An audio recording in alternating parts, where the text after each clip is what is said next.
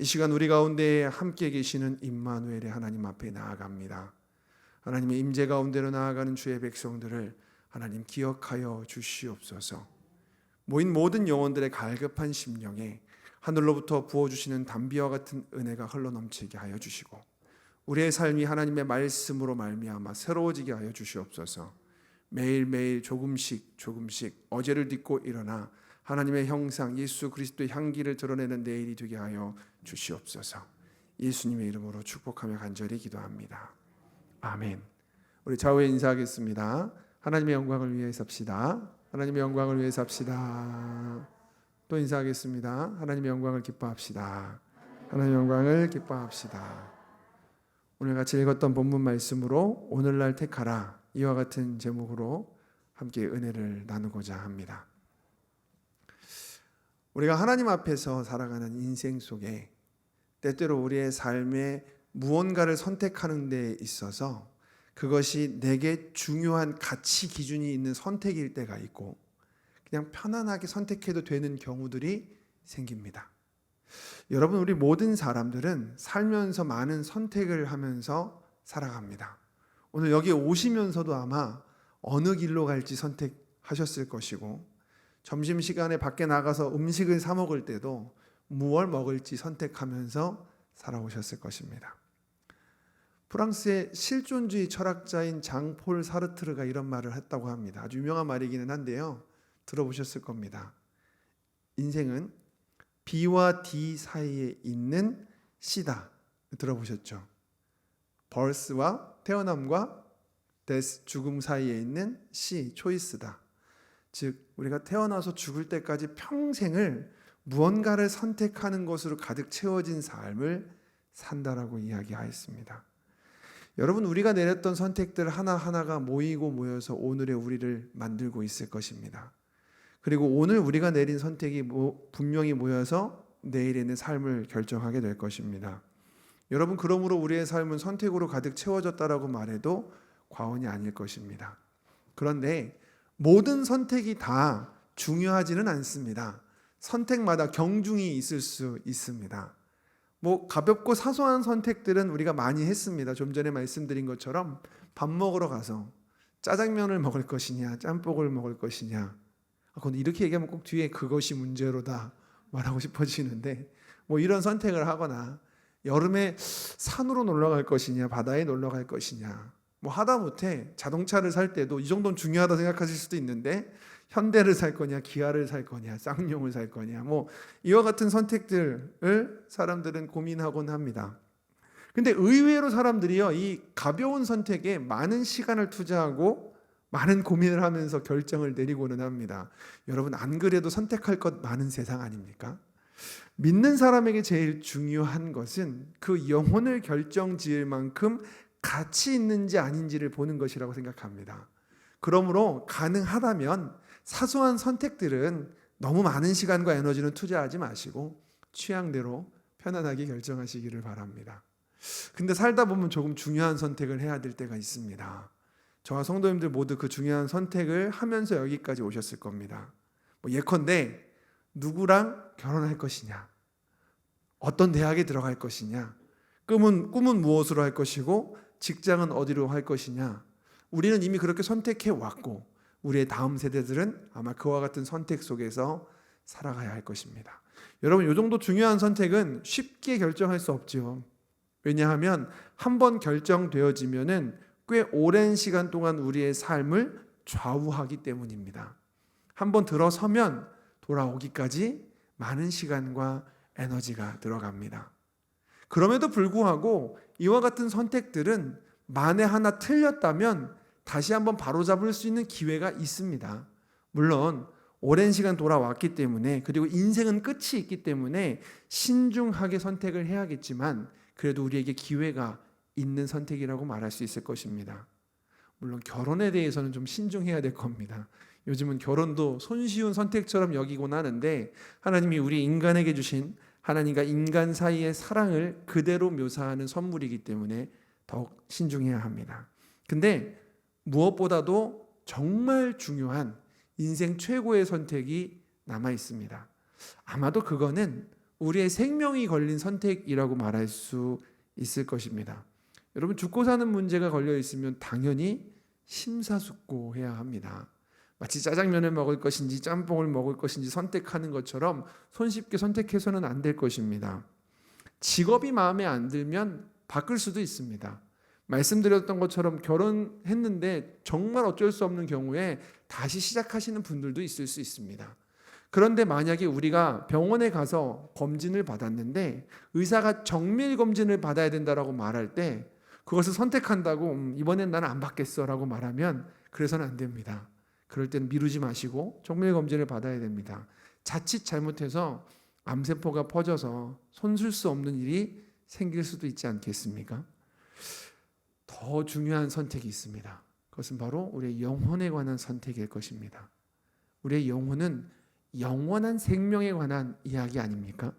그러므로 영혼에 관한 선택은 무엇보다도 중요하게 다뤄져야 합니다. 자, 제가 서두가 좀 길었지만 우리가 지금 엘리야의 이야기를 살펴보고 있습니다. 그리고 오늘 엘리야는 드디어 그가 사랑했던 백성들 앞에 서게 됩니다. 과연 이 엘리야가 어떤 말씀을 전달하고 하나님의 가르침을 선포할지 참 궁금한데 그가 제일 처음 백성에게 던진 메시지는 다음과 같습니다.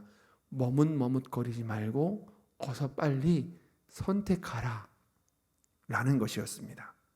여러분, 엘리야의 현실을 한번 보시기 바랍니다. 그의 현실은 참 초라합니다. 그를 따르는 무리가 있는 것도 아니고 부요함이 있는 것도 아닙니다.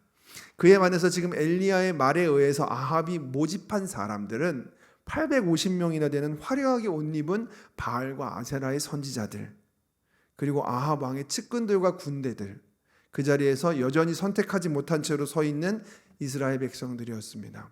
참 대비되고 비교되는 장면 아니겠습니까? 여러분, 그와 같은 상황에서도 엘리야는 우리가 지난주에 살펴봤듯이요, 아합 왕 앞에 기죽지 않고 담대하게 이야기하였습니다. 18장 19절 말씀 읽어드리겠습니다. 그런즉 사람을 보내 온 이스라엘과 이세벨의 상에서 먹는 바알의 선지자 450명과 아세라의 선지자 400명을 갈멜산으로 모아 내게로 나아오게 하소서.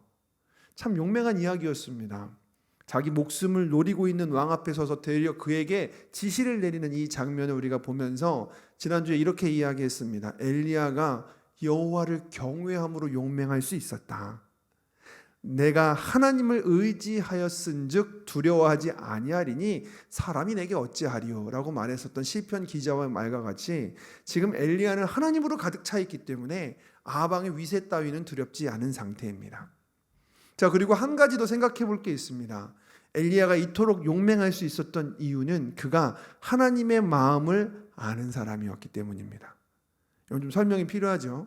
하나님의 마음, 이스라엘 백성들에게 기근을 내리시는 하나님의 마음은 이 백성을 사랑해서 돌이키게 하시려는 부모의 마음이었습니다. 여러분, 우리가 자기 자식이 위험에 처하면 그 순간적으로 어떤 일이든 두려워하지 않고 용기를 발휘하여서 그 자식을 구하려고 들 것입니다. 지금 하나님의 마음을 가지고 있었던 엘리야는 자기 목숨보다도 소중한 이 백성을 향한 하나님의 마음으로 인해서 용맹하게 아합 왕 앞에 섰던 것입니다. 이와 같은 이 엘리야의 뜨거운 마음들, 지난 세월들 동안 하나님께서 그를 연단하시고 만들어 가시고 하나님 앞에서 기다리다가 드디어 백성 앞에 섰었던 그의 마음, 여러분, 그 마음의 전달이 얼마나 절절했을지 한번 생각해 보시기 바랍니다. 자, 아합 왕이요, 엘리야의 말에 순순히 응해서 사람들을 불러 모았지 않습니까? 자, 그 말이 이제 묘사가 되어 있는데 오늘 본문 말씀인 20절 말씀을 좀 보겠습니다. 아합이 이에 이스라엘의 모든 자손에게로 사람을 보내 선지자들을 갈멜산으로 모으니라. 여러분, 잘 생각해 보면 지금 이 엘리야가 요청한 것은 아합에게 말하기를 바알과 아세라의 선지자들 400명을 갈멜산으로 모아주십시오였습니다. 그런데 정작 뚜껑을 열어보니까 백성들에게 말하고 있거든요. 그러니까 즉 백성들이 모여들었다는 말이잖아요. 이게 어떻게 된 것인가 봤더니 20절 말씀에 힌트가 있습니다. 그 모든 바알과 아세라의 선지자들을 긁어 모으려면 이스라엘 자손들에게 이야기해야 되는 상황이다라는 겁니다. 다시요.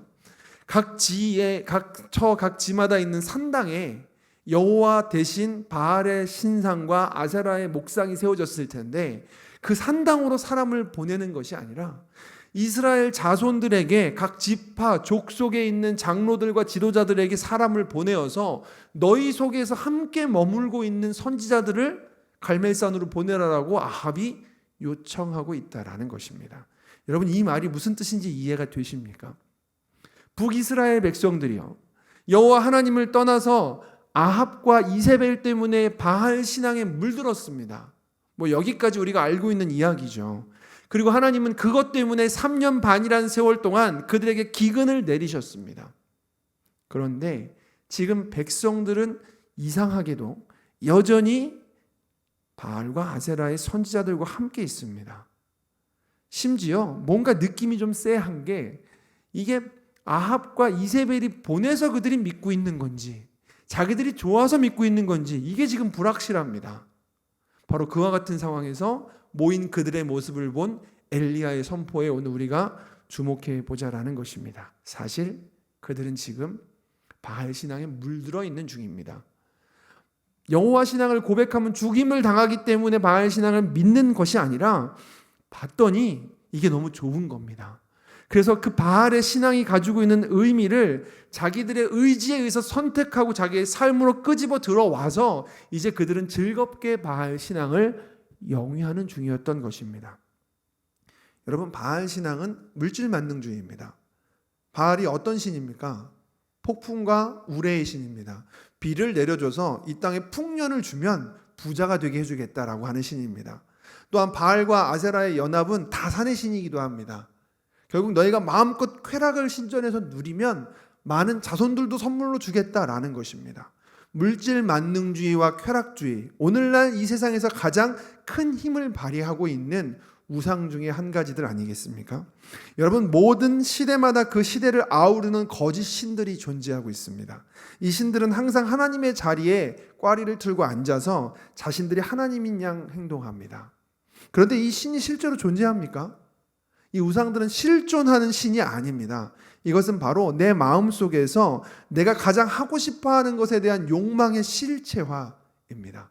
그러니까 즉, 나는 이걸 하면 제일 만족스러워, 나는 저걸 하면 제일 즐거워, 나를 행복하게 만드는 것은 친구를 만나는 것이야, 술을 마시는 것이야, 오락을 하는 것이야, 쾌락을 누리는 것이야 라고 말하는 것, 나를 위한 우상이 우리 마음의 거짓 신입니다.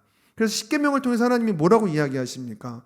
너를 위하여 새긴 우상을 만들지 말며 그것들에게 절하지 말라고 하시지 않으셨습니까? 그런데 이스라엘 백성들을 보십시오. 이게 얼마나 강력한지 나를 위한 즐거움을 끊어낼 수가 없는 것입니다. 그들이 과거에 거룩한 하나님 면전에서 하나님 앞에 예배하던 것과는 전혀 결이 다릅니다. 마음껏 누려라, 너희를 부자로 만들어주마. 마음껏 즐겨라, 너희를 다산 가운데로 인도해주마. 이런 것이었습니다. 여러분, 오늘날 세상에서도 동일하게 이루어지고 있는 일들 아니겠습니까? 이 시대의 거짓 신들도 이 당시의 거짓 신들과 크게 차이가 나지 않습니다. 내가 원하는 것, 나를 행복하게 만드는 것, 나를 만족시키는 것을 하나님이 내게 주시기를 소망합니다. 잘 보면 신앙생활 잘하는 사람 같은데 더 자세히 보면 그 마음 가운데에는 잘못된 선택으로 인한 거짓 신이 꽈리를 틀고 있는 것을 봅니다. 여러분, 하나님께서는 이런 북이스라엘을 보고 가슴 아파하셨습니다. 그들이 이제 제발 돌아오기를 원하셨습니다. 그래서 어떻게 하십니까? 기근을 주셨던 겁니다.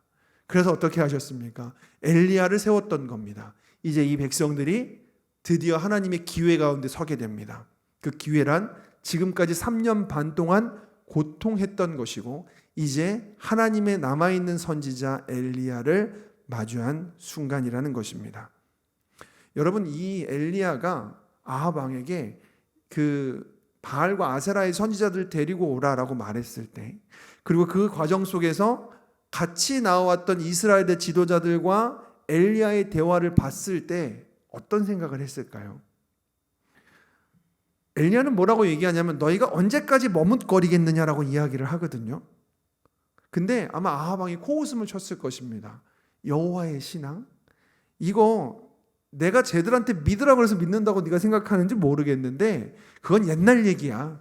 이제는 지들이 좋아서 믿고 있는 거야, 저거. 네가 백날 얘기해봐라 되나? 이렇게 생각했을 것입니다. 이제는 북이스라엘 대세입니다. 모든 사람이 그게 맞다라고 이야기하고 있습니다.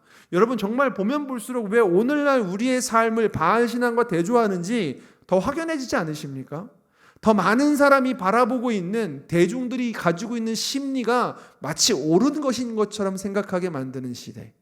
그리고 나를 만족시키는 행복과 즐거움은 타인에게 피해를 주지 않는다면 얼마든지 누려도 되는 시대. 그 안에서 보다 가치 있고 보다 본질적인 진리가 무엇인지를 고민하는 자체를 왠지 모르게 꺼리고 있는 시대가 오늘날 우리가 살고 있는 시대가 되어가고 있지는 않습니까? 여러분 엘리야는 모인 백성들을 보았습니다. 그런데 그들을 보니까 피눈물이 솟는 겁니다. 3년 반 동안 피골이 상접해져 있는데도 여전히 여호와를 향한 두려움과 공경심 하나는 전혀 없는 모습들. 그래서 엘리야가 백성들에게 다음과 같이 이야기하지 않습니까? 18장 21절입니다. 엘리야가 모든 백성에게 가까이 나아가 이르되 너희가 어느 때까지 둘 사이에서 머뭇머뭇하려느냐? 여호와가 만일 하나님이면 그를 따르고 바알이 만일 하나님이면 그를 따를지니라.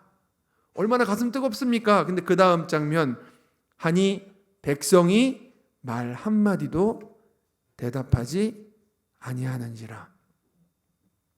왜 대답하지 않았을까요? 그들이 옳고 그름을 분간할 수 없는 단계가 돼서는 아닐 겁니다. 살아계신 하나님께서 3년 반 동안 엘리야의 선포 이후에 이스라엘 전역에 기근을 내리셨기 때문에 그분이 살아계시는구나를 알았을 겁니다. 문제는 자기의 삶에 직접적으로 그분이 크게 문제를 주신 게 아니라 모두에게 주셨기 때문에 익숙해져 버린 것뿐입니다. 그리고 그들 마음 가운데 자리 잡고 있는 나의 만족과 기쁨이라고 하는 것이 너무나 강렬했기 때문입니다. 조심스러워서 말씀드리지만 우리가 나를 만족시키는 것을 추구하는 행위 자체가 틀린 것은 결코 아닙니다. 하나님은 우리더러 기쁨의 동산인 에덴에 살게 하셨고 누리도록 우리 모든 것을 세상에서 우리에게 선물로 주십니다. 중요한 것은 내 마음 가운데 하나님을 향한 기쁨, 하나님의 영광을 저버리고 내 만족, 내 기쁨, 내 영광이 하나님의 자리에 앉는 것을 하나님은 우상이라고 하시는 것입니다. 선악과를 따먹은 행동 그 자체의 재반복이기 때문입니다. 여러분 이스라엘 백성들은 지금요 자기 마음속에 가득한 기쁨을 포기하기에는 그게 너무 즐거운 겁니다. 3년 반 동안 그렇게 목말라 피폐해지고 있는 삶 가운데서도 놓칠 수 없었던 그 거짓신이 혹시 우리의 삶에는 없으십니까? 하나님이 나의 삶의 많은 사람들과의 대화 혹은 사건과 환경들을 통해서 그 길이 아니라고 돌아오라고 알려주신 것들이 존재함에도 불구하고 이것만큼은 놓을 수 없겠다라고 말하고 있는 내 마음 보좌의 왕자의 왕은 없으십니까? 우리는 수많은 자기만족의 거짓 신들을 만납니다.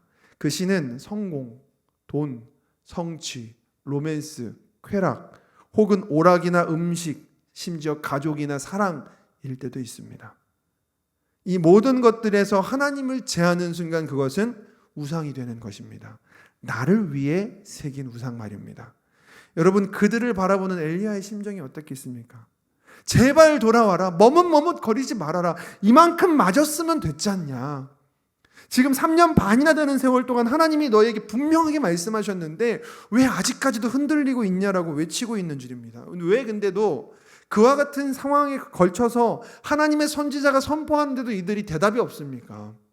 여러분 중독된 것 아니겠습니까? 사실 이 부분은 중독으로 보는 게 맞는 것 같습니다. 여러분 알코올이나 마약에 중독된 사람들 혹은 우리가 알고 있듯이 이 시대에 매체에 중독되어 있는 것들이 쉽게 끊어낼 수 없는 이유는 그것이 말 그대로 중독이기 때문입니다. 알아도 끊기 어려운 것 아니겠습니까? 오늘날 기쁨이 우리에게 중독이 되고 있다는 이야기들이 참 많이 들려옵니다. 기쁨은 긍정적인 것인데 기쁨을 추구하는 행동이 나쁜 게 아닌데 우리의 뇌하수체에서 나오고 있는 도파민을 이용한 기쁨을 누리는 것이 행복하다 보니까 계속해서 도파민을 찾는 행복을 반복하다가 아예 그 도파민이나 호르몬에 중독되는 경향들이 있어서 최근에 도파민 디톡스라고 하는 개념들이 조금 나오고 있잖아요.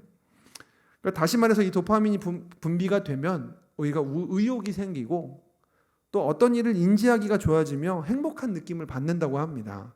그러니까 일종의 마약 같은 환각 같은 느낌이겠죠.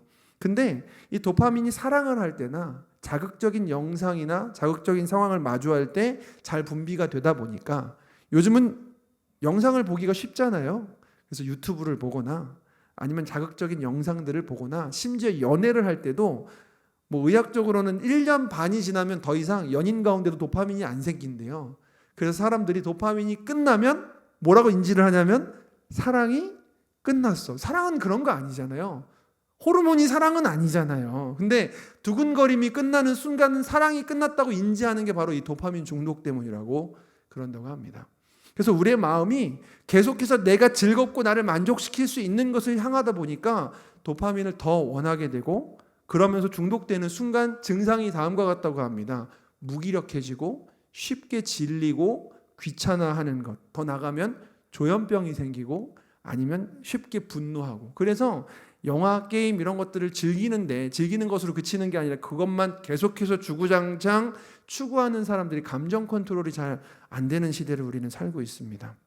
더 큰 자극을 추구하게 되고요. 더 큰 기쁨을 추구하게 되는 것이죠. 말 그대로 집중을 요하는 것들을 할 수 없는 중독 증상이 나타나다 보니까 아예 도파민을 끊어보자라고 하는 도파민 디톡스가 요즘에는 좀 많이 이제 움직이는 유행인 것 같습니다. 그래서 뭐 영상을 보지 말고 나의 말초신경을 자극하는 것들을 하지 않고 또 게임을 하지 않고 술을 마시지 않고 절제하고 가치를 추구하고 사색을 해보면서 책을 읽어보고 몸을 힘들게 하는 운동을 하고 산행을 하고 하는 것들을 한번 해보자. 뭐 이렇게 이야기를 하는 경우들이 요즘에 많이 있지 않습니까? 근데 사람은 생각해 보면은 바로 이스라엘 백성들이 이처럼 바알 신앙이 가져다주는 쾌락에 물들어 있었던 것 같습니다. 지식적으로 이제 압니다. 내가 잘못된 길을 가고 있구나. 하나님이 계시기 때문에 이 땅에 기근을 가져오셨구나. 근데 아는데 안 되는 겁니다. 아는데 선택할 수가 없게 된 겁니다. 하나님께서 그들에게 기근이라는 회초리를 주셨음에도 그들이 여전히 머뭇머뭇거리고 있는 것입니다. 엘리야가 피토하는 일가를 하는데도 너희가 어느 때까지 선택하지 않고 머뭇거리느냐, 제발 선택해서 돌아오라 하는데 대답이 없는 것입니다. 여러분, 우리의 삶이 하나님을 알아도 선택할 수 없는 영적인 결정장애의 단계에 들어서게 될 때 마찬가지로 도파민 디톡스를 하듯이 하나씩 내 마음속에 나를 만족시키는 것들을 한 번씩 제거해보는 훈련이 필요하지 않을까 생각이 됩니다. 하나님을 대신할 수 있었던 왕자에 앉아있는 그 무언가를 우리가 의식적으로 알고 있습니다. 내가 이거 할 때만큼은 왠지 하나님께 죄의식도 들고 예배에도 집중이 안 되는 것들이 있는데 끊기는 어려운 즐거운 무엇인가 있으시다면 정말 우리도 하나씩 재해 보시면서 의지를 가지고 결단하셔야 됩니다. 사실 제가 이런 말씀을 드릴 때 우리 청신교회는 어울리지 않는다는 생각을 좀 해봅니다. 왜냐하면 여기에서 예배에 참여하시는 성도님들을 보면 이미 다 그와 같은 삶을 살지 않고 계십니다. 그럼에도 불구하고 나만은 알고 있는 내 안에 있는 내가 만족스러워야지만 되는 나의 거짓신, 나를 위하여 새긴 우상이 혹시 있다면 결단하시고 제거하시기를 주님의 이름으로 축원합니다. 모세와 여호수아가 어떻게 이야기를 하는지 보겠습니다. 그들의 사역이 다 끝나는 날, 그들의 삶의 마지막 순간이 다가온 날, 모세와 여호수아는 사랑하는 이스라엘 백성들에게 고별 설교를 하는데 그 설교의 내용의 핵심을 하나씩 집어 보겠습니다. 먼저 모세입니다. 모압 평지의 느보산 앞에서 모세가 그들에게 레위기에서, 즉 시내산에서 하나님께 받았던 모든 율법들을 전달하면서 그들에게 다음과 같은 이야기를 합니다. 신명기 30장 19절로 20절 말씀입니다. 내가 오늘 하늘과 땅을 불러 너희에게 증거를 삼노라. 내가 생명과 사망과 복과 저주를 내 앞에 두었은즉 너와 내 자손이 살기 위하여서 생명을 선택하고 내 하나님 여호와를 사랑하고 그 말씀을 청종하며 또 그를 의지하라. 그는 내 생명이시요 내 장수시니 여호와께서 내 조상 아브라함과 이삭과 야곱에게 주리라고 맹세하신 땅에 내가 거주하리라. 생명과 사망, 복과 저주를 눈앞에 두었으니 너희가 택하라라고 선택을 종용하고 있습니다. 여러분, 여호수아는 뭐라고 이야기합니까? 여호수아도 죽을 때가 돼서 그 백성을 사랑하는 마음으로 고별 설교를 하는 게 여호수아 마지막에 등장하는데, 자, 그 마지막에 이렇게 이야기합니다. 24장 15절 말씀, 여호수아입니다. 만일 여호와를 섬기는 것이 너희에게 좋지 않게 보이거든 너희 조상들이 강 저쪽에서 섬기던 신들이든지 또는 너희가 거주하는 땅에 있는 아모리 족속의 신들이든지 너희가 섬길 자를 오늘 택하라. 오늘 오직 나와 내 집은 여호와를 섬기겠노라 하니. 선택하라라고 얘기했지만 본심을 드러냅니다. 선택해봐라. 나와 내 집은 여호와만을 섬길 것이다. 이 말은 제발 여호와만을 섬겨라 라고 이야기하고 있는 것입니다. 여러분, 오늘 같은 마음으로 엘리야가 일갈합니다. 제발 머뭇거리지 말고 오늘 마음에 결단을 내리고 하나님께 나아와라. 이제 때가 되지 않았느냐. 여기서 더 이상 갈 길도 없다. 하나님이 분노하셔서 이 이상 가면 너희들은 끝이다라고 말입니다. 사랑하는 성도 여러분, 우리의 인생에서 가장 중요한 선택은 하나님께서 기뻐하시는 우리를 만드신 창조 목적의 삶을 사는 것이냐, 아담과 하와가 사단의 꾀임에 넘어가서 내 영광, 내가 하나님같이 되기를 원해서 선택했던 길을 가는 것이냐, 그 갈래입니다. 여러분, 예수 그리스도를 믿으십니까? 아멘이십니까? 십자가가 나를 의롭게 하여서 하나님의 성소로 나아갈 수 있게 해주셨기에 이제 우리의 삶의 방향이 아주 분명해졌습니다. 하나님의 영광을 내가 사랑합니다. 이제 나를 즐겁게 하는 세상의 것들이 여전히 존재하고 있지만 하나님, 제가 매일같이 다시 한번 자기 동기부여를 해가며 마음의 결단을 하며 치열하게 오늘도 죽는 저를 발견하겠습니다. 오호라 나는 곤고한 자로다라는 고백을 할지라도 하나님, 제가 이 싸움을 포기하지 않겠습니다 라는 것이 북이스라엘에게 지금 필요한 마음가짐이며 오늘 우리에게 필요한 마음가짐일 것입니다. 오늘 이와 같은 단호한 결정을 내렸던 사도 바울의 말씀을 읽어드리면서 말씀을 뵙겠습니다. 이제 내가 사람들에게 좋게 하랴 하나님께 좋게 하랴, 내가 사람들에게 기쁨을 구하랴. 내가 지금까지 사람들의 기쁨을 구하는 것이었다면 하나님의 종이 아니니라. 하나님의 종, 하나님의 사람, 오늘 정신교회 성도 여러분들과 저에게도 엘리야의 일갈이 우리의 삶의 기준이 되어서 항상 하나님의 기쁨이 무엇이며 하나님께서 기뻐하시는 나의 삶이 어떤 길인지를 고민하고 올바른 선택을 해나가게 되시는 저와 성도님들이 되시기를 주님의 이름으로 축원합니다. 기도하시겠습니다. 거룩하신 아버지 하나님, 이스라엘 백성들에게 말씀하시는 하나님의 음성이